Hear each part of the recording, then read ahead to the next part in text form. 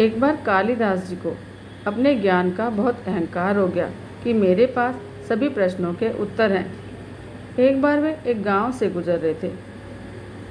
उन्हें बहुत प्यास लगी। उन्होंने द्वार पर खड़े होकर आवाज़ लगाई, माते पानी पिला दीजिए, बड़ा पुण्य होगा। स्त्री बोली, बेटा मैं तो तुम्हें जानती ही नहीं, पहले अपना परिचय बताओ। कालिदास जी ने कहा, माता मैं पथिक हूँ, कृपया पानी पिला दीजिए। स्त्री बोली, तुम पथिक कैसे हो सकते हो? पथिक तो केवल दो ही हैं, सूर्य और चंद्रमा, जो कभी रुकते नहीं, हमेशा चलते रहते हैं। तुम इनमें से कौन हो, सत्य बताओ। तो कालिदास जी बोले, माँ मैं मेहमान हूँ। स्त्री बोली कि तुम मेहमान कैसे हो सकते हो?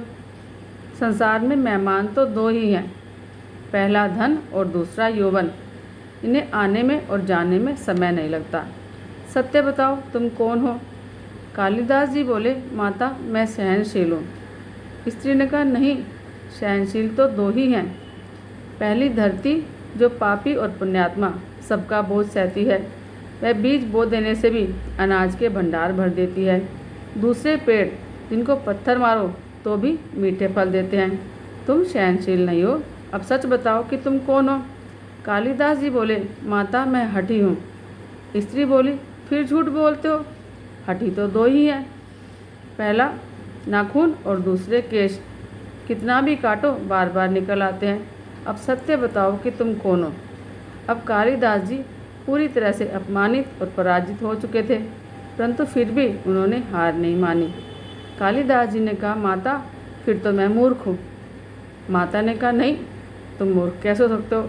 मूर्ख तो दो ही हैं, पहला वह राजा जो बिना योग्यता के सब पर शासन करता है, और दूसरा जिसको यह भी याद नहीं कि एक दिन मेरी मृत्यु निश्चित है, फिर भी पाप कर्म करता है।